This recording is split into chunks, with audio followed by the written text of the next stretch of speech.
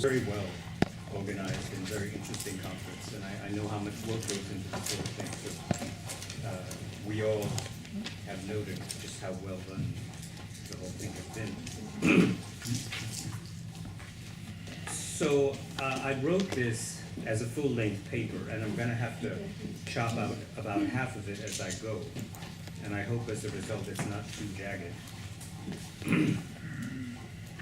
In an earlier essay, I spoke about elements of the cosmic philosophy that are also found in the integral yoga of Sri Aurobindo and the Mother, Niralafasa.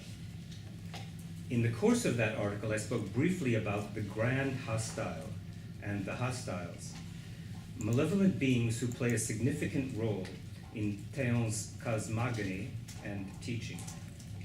The Mother and Sri Aurobindo used the terms the hostiles, hostile beings, and hostile forces in roughly the same sense as Theon, and in all likelihood borrowed the terms from him. But Aurobindo wrote about forces that are hostile to human spiritual aspirations well before he met the Mother and learned about Theon's ideas from her. In fact, hostile beings in one form or another, demons, devils, asuras, daivas, archons, shedim, etc., are common elements in the world's religion, frequently playing a central role in their cosmological and ethical systems.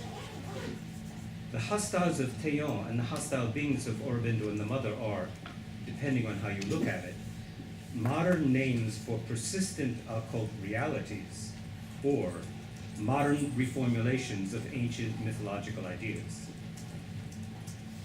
In this essay, I will examine the concept of hostile beings and forces in the cosmic philosophy and in the writings of Aurobindo and the Mother.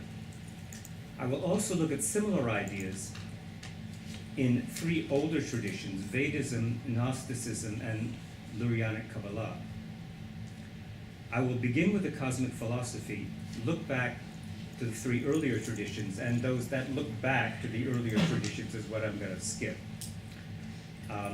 except in my little conclusion of that discussion. And then look forward to Aurobindo and the Mother. After considering the similarities and differences in the way that writers of the five traditions theorize the role of the hostiles, I will look more closely at the way Aurobindo and the Mother incorporated the hostiles in their practical teachings and how their followers received and distorted their ideas. So first I'll look at the hostiles in the Philosophie Cosmique, the cosmic philosophy. The main sources of the cosmic philosophy are the myths and other writings published in the Revue Cosmique and Tradition Cosmique that ran from 1901 to 1920. This enormous literature, more than 7,000 pages, was written primarily by Madame Theon, that according to Niralafasa. From the first, readers found it obscure. The influential French occultist Papus called the first volume of the Tradition a philosophical novel that offered its readers mere imaginative playthings of the cerebral plane.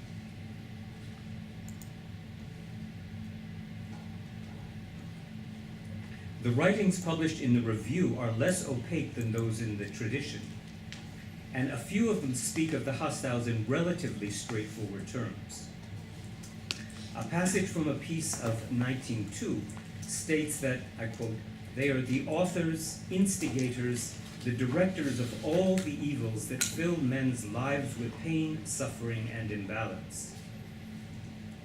Giving things a more positive spin, the author of the piece noted that these evils are the result, I quote, "of ignorance and not deliberate unrighteousness, and that the restitution of true wisdom is possible by means of human effort." The most philosophically sophisticated presentation of the cosmic philosophy is found in Principes généraux de la philosophie cosmique, an anonymous booklet of 1907 that was authorized by the cosmic movement. The author of the Principes deals at some length with the hostiles, showing how their power arises from their position in the cosmic hierarchy and their role in the cosmic evolution. He explains that the cosmos comprises two principles: the causeless cause and integral substance. The perpetual conjunction of these two poles, I'm quoting here, constitutes the manifestation of the unthinkable. But the manifest forces cannot act directly on substance because force and substance have different densities. Therefore, intermediaries are needed. Out of the manifest forces of the unthinkable come beings known as attributes, emanations, and formations, which produce form makers, formateurs, who work upon integral substance to produce the world that we know. In principle, force and substance are in a state of equilibrium, but in practice, quote, this equilibrium is far from being realized. Just as the manifested forces have agents called form makers, so imbalance is personified by a being called the hostile, or grand hostile. Of course, I'm translating all this from French, which is the only language. The book was written in French and hasn't been translated to my knowledge. So the disequilibrium is personified by the hostile or grand hostile, as well as beings that issue from him, known as hostiles, who are agents of division.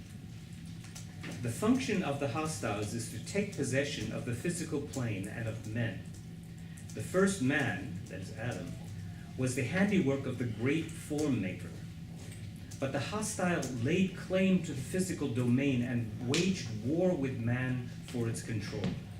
This battle continues even now. So this is where I looked at the Vedic tradition and Gnosticism and Kabbalah and found a certain number of parallels that I'll just look at the parallels later without giving the documentation, which I just skipped because it's very long. So I'll jump to the hostile forces and the origin of evil in the yoga of Sri Aurobindo and the Mother.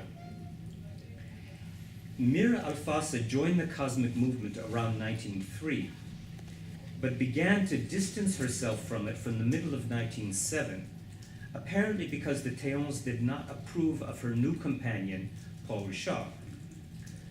Madame Théon died in 1908, and the movement began a slow decline from which it has never really recovered. Between 1911 and 1913, Mira took part in regular meetings with spiritual seekers in Paris.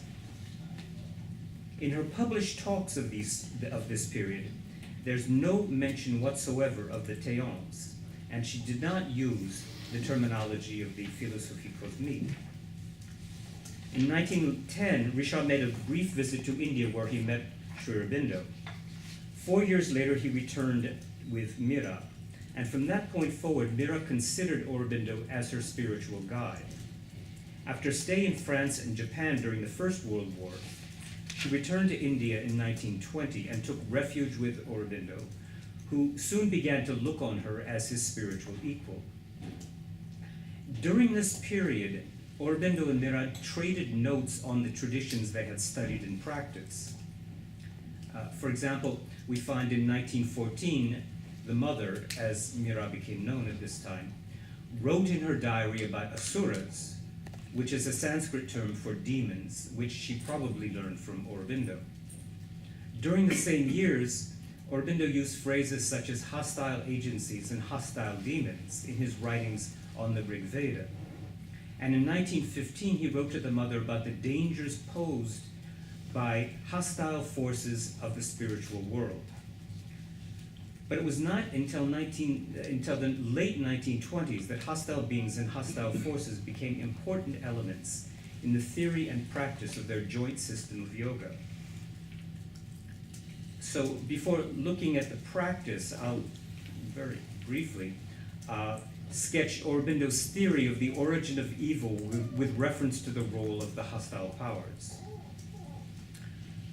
The core of the thing as presented in the Life Divine, is that falsehood and evil are the results of ignorance.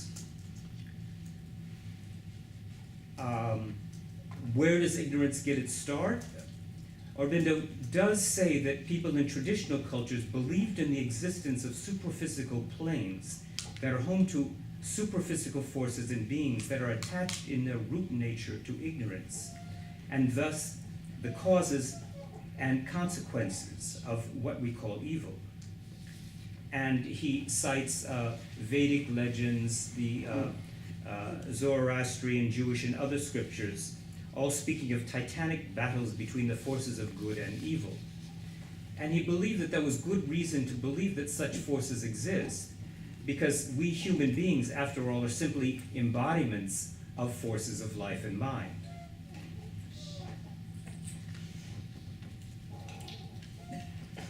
And as he read it, if we look at these old narratives carefully and at the nature of life itself, it is clear that the source of evil as well as good is not our limited human life, but life as it exists in the superphysical planes. Evil is a possibility that is bound to actualize itself when life emerges out of matter. Fortunately, there is within our nature an inborn light or psychic entity, also called the spark of the divine fire, that gathers up all our experiences, good as well as evil. And error is just the necessary accompaniment or indispensable stage of the evolutionary process. So that's a very inadequate summary of what he said about the origin of evil in the Life Divine. The main thing, I think, to take away from that is that he didn't believe in any essential evil.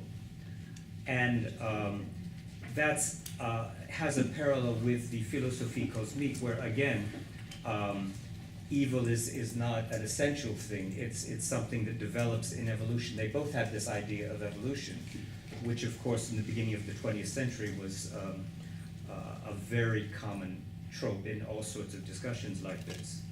But they both, and possibly independently, possibly through mutual influence, took away this idea that evil was not essential. The Philosophie Cosmique texts stress very strongly that there was no fall, that there's and they're coming back to it again and again. It shows that they're reacting against especially the Christian tradition of the fall of man, and Judaic tradition as well, of course. So, although I haven't given you all my data, I'm going to point out some of the parallels, but first it's good to look at something that Aurobindo said about that, a very important letter that he wrote, which is actually the only place where he ever discussed Kabbalah.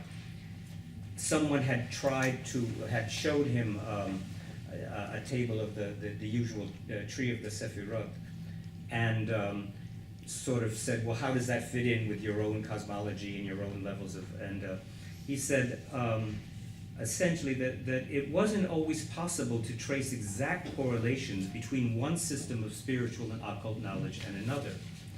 The material of the systems may be the same, but there were differences in standpoint and scope, as well as a divergence of the mental idea of what is seen and experienced that made it impossible to map the terms of one system onto another. So keeping this in mind, I will not try to find exact correspondences between the hostile and the malevolent beings of other traditions and try to whip it together into a single master narrative. My more modest aim is to show how origin of evil narratives from different cultures have certain structural and functional similarities.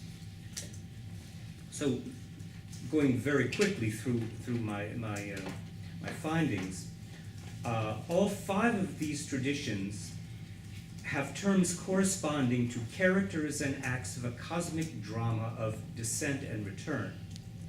All begin with the absolute, Brahman in the Upanishads, the one in Christian Gnosticism, the Ein Sof in Lurianic Kabbalah, the causeless cause in the Philosophie Cosmique, and omnipresent reality in the Life Divine. There is a downward or outward movement, Shrishti in the Upanishads, emanation in Gnosticism, the breaking of the vessels in Kabbalah, manifestation in the philosophie cosmique, involution in the life divine.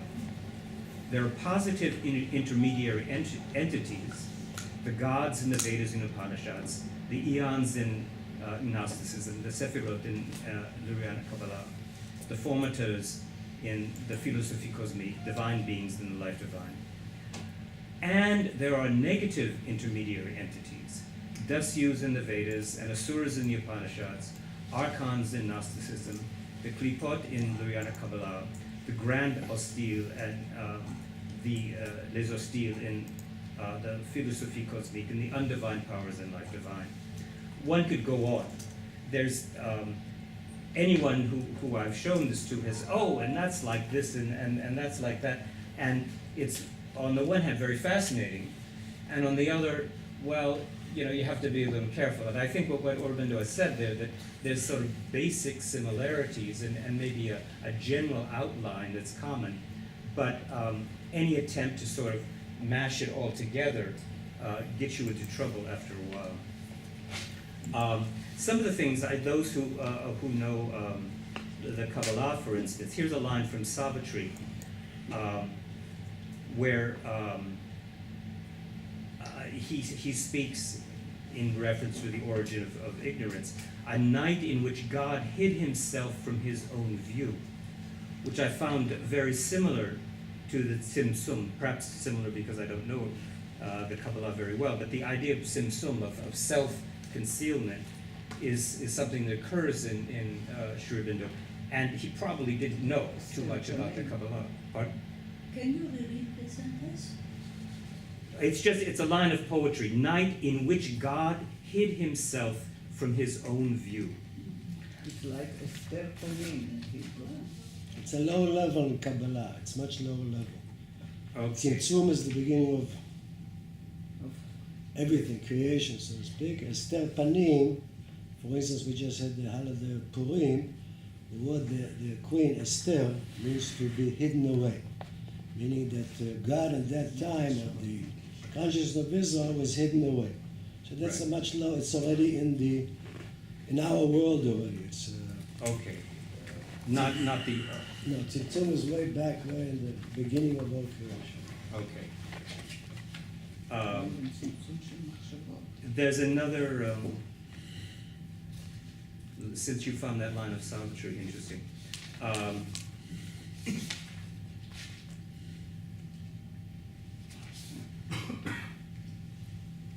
He speaks in a passage of Subtree of the seed cast was in that nether matrix cast, a dumb, unprobed husk of perverted truth. Husk, anyone would think is somehow, if you knew the Kabbalistic tradition, you would think of the Klipot. I don't think he knew anything about the Klipot. So I mean, you get a verbal parallel there, exactly where what it might. Or mutual source. Mutual source. Yeah. But then what exactly that might have been, it's hard to say. He used the word, what, husk? Husk. We don't use it that way because we said that inside the husk there's a fruit. Right. Meaning that matter itself, the minute it was created, it is the root cause of the problem, which can evolve out of, because this is already something which is separate from infinity, and that fact itself is the beginning of the problems. Right. So there is inside the house, there is a real The spark is there. Yeah. spark, how do you say there's the a net- food net- over there which has consciousness, which is very primitive. Right. That consciousness has to evolve, Mm. grow, so to speak. Right. So again, he wasn't trying to give expression to Kabbalistic No, wisdom sure, because he didn't know it. But there are these interesting parallels. How much I've gone over. Maybe 10 minutes, so no more questions. Question will be after. I'll try to wrap it up. So I get 10 more minutes? Yeah. Yeah, okay. So I'll get to the mother then. Interestingly enough, through her early years in Pondicherry, I mean, from 1907 straight through to the 60s, she never really spoke about Théon. she had opportunities to, but she rarely mentioned his name or his teachings. But getting to the core of this question of evil, she may have been thinking of the philosophie cosmique when she's told a disciple in 1969 that any theory that explained evil as the action of adverse forces in the universe was childish. She explained that evil, what we call evil, has an indispensable place in the whole.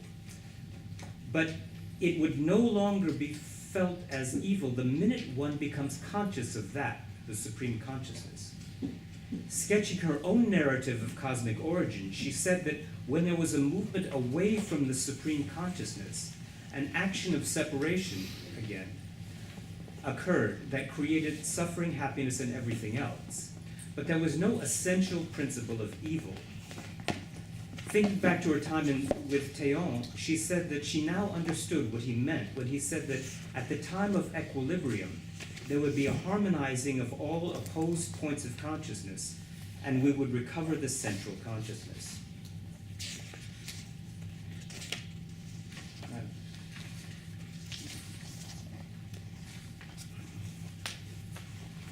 Despite the fact that she had broken with Théon a half-century earlier, the mother referred to him and his ideas fairly often in her talks of the 60s. He was, she said, very well qualified on the subject of the hostile forces, and he gave her a number of tips about how to deal with them. More than once, Théon told her that sometimes it was good to let the hostile forces win a small victory, because that gave one the right to win a big victory over them. She explained that Théon believed that the hostile forces played a significant role in self-development and in action. Aurobindo had the same view, she said, but there was an important difference between his approach and Théon's. Aurobindo, unlike Théon, used to say that this notion, the notion of the hostile forces, was useful particularly from the psychological and personal standpoint, and that kind of ties in with what you had said this morning. Because struggling with difficulties is easier when you see them as coming from outside, within quotes, as an attack from outside than if you think they're part of your own nature. She added, however, that Aurobindo never denied their existence, although he insisted that the path depends a lot on the attitude you take and the mental construction you have.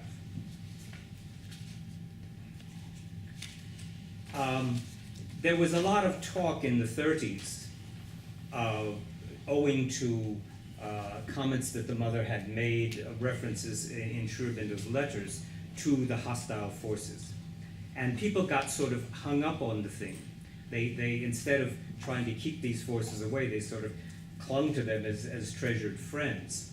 And he had to write, "It's better not to trouble about the hostile forces. Keep your aspirations strong and sincere, and call in the divine in each thing and at each moment for support, and in that you will feel yourself open to us. That's the easiest way to the divine." Nevertheless, people in the ashram continued to talk about this, and I know from experience that of both the ashram and Oroville that anytime there's some disturbance in the community, people start pointing their fingers at other people and saying that they're the hostile forces incarnate. It struck me, if you've ever read any sociological studies of witchcraft, and there's plenty of witchcraft alive in the world today, wherever it occurs, there's usually an economic or pragmatic aspect to the thing. So that, say in modern New Guinea or Africa or India, the charge of witchcraft is a common maneuver for getting hold of the accused person's property. That happens in Orissa, for instance, in India, that you accuse someone of being a witch and then maneuver your way through it and end up with her property. In a similar way, claims by people in the ashram in Oroville that somebody or other is an asura or hostile being is a way for ambitious people to advance their personal agendas. Ironically, such people begin by invoking the mother, ignoring her admonition that to be obsessed by the hostile forces is a very dangerous weakness, and that blaming one's problems on invisible beings and forces is just a way to avoid facing one's own problems.